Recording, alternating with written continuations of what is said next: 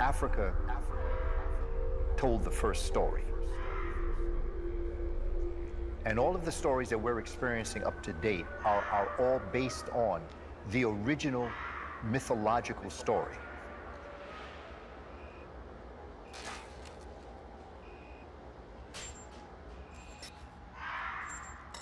Well, you know, religion in Africa, and no one knows its genesis.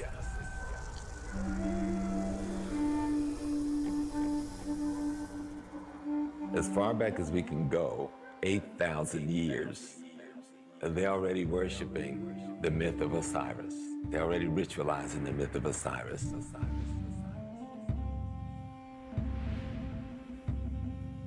And myth basically is a story that's developed that tells something as it relates to the society itself. Myth is, again, you know, we're these spirit beings.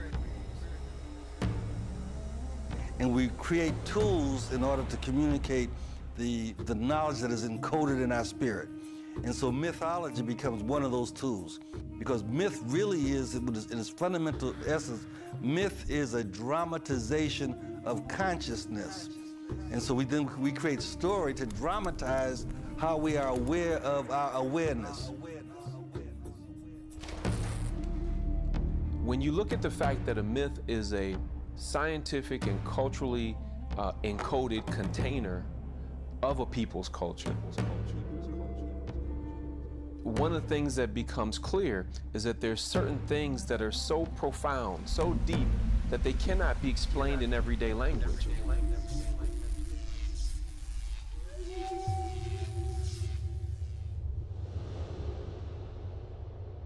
And so in order to pass on the knowledge of these things to the next generation, our ancestors began to put them in the form of stories.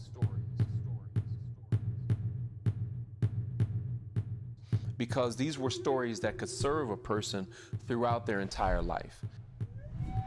The African community is steeply based in figurative language, which is what mythology, allegories, analogies are based on. When you're dealing with these issues, what you do is you take a real life situation and you create a story around it. Myths are ways of codifying profound truths such that they will withstand the test of time. Larger than life lessons of historical personalities, or sometimes mythological personalities, or combinations of multiple personalities that identify specific traits that every person inherits. Most people, when they hear the term myth, and I know this was certainly true of me years ago as I was growing up, if I heard the term myth, I would think of it being a story that's not true. But there's a much, much deeper understanding that you have to have of the term myth if you're going to understand African spirituality. All right? And so the myth becomes a way of speaking to that. And we create all these elegant, wonderful myths that people sometimes take literally. Everybody has a story of how things became what it is. And it's all considered to be mythology because it is based on a belief. The Akan myth of coming down on a golden chain. Well, that chain is not really what's there. It is seeing the precious element linked together that is our genesis. See, so there's a deeper meaning here.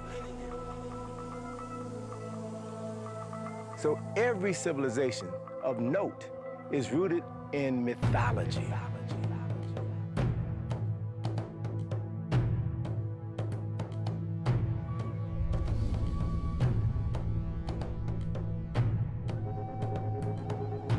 It may speak of a hero that once lived. It may speak of an event that occurred. And so that out of this metaphor, out of this story, comes a ceremony that reenacts it, and that's the ritual. And then we create rituals, and rituals are really ways to perform that reinforces the logic and the knowledge of the myth.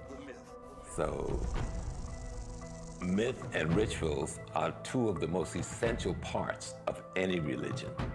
If you say you have a religion, you can guarantee you have myth, you have ritual, and you have belief. The story then goes into a ceremony that is constantly going to remind people of what occurred so that we never lose sight of the past. Because when you know the past, you can interpret the present. And when you interpret the present, you can predict the future.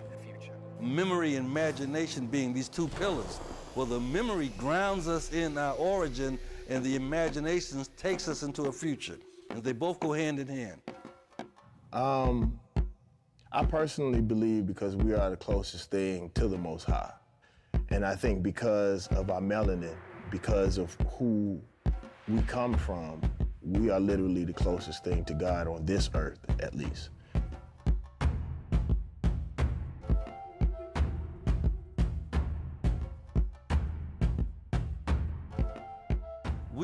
We are the practice. When we walk in the world, we literally are a divine spirit radiating and resonating to other divine spirits. And sometimes we'll create a practice that simply activates that divinity in us.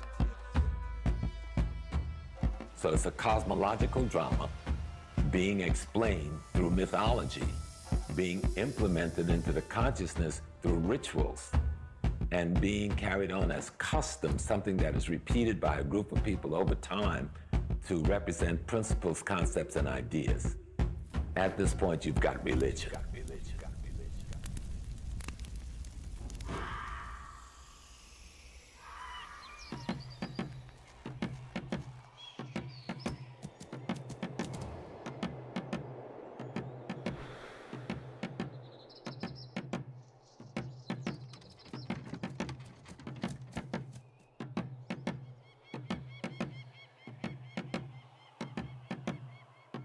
What makes Nile Valley culture and civilization so important whenever we're talking about the origins of the world's major religions or our quest for spirituality is the fact that in the Nile Valley, that's where we have the most written documentation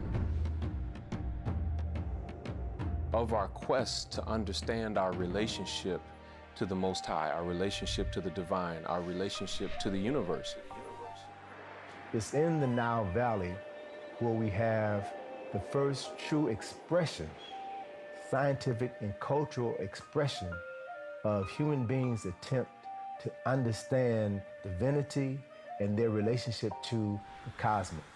So if we look at the spiritual system of ancient Kemet, the oldest records of anybody understanding the science of this planet comes from Kemet.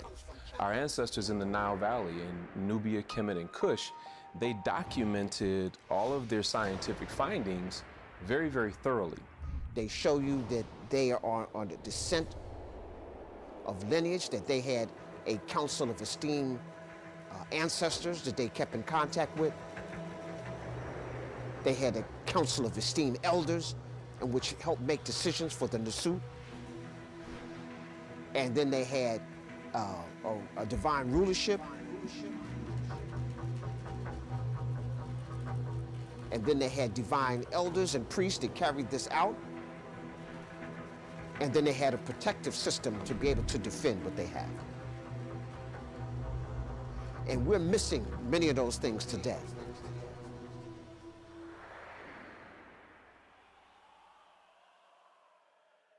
I've been at Success Academy since 2nd grade.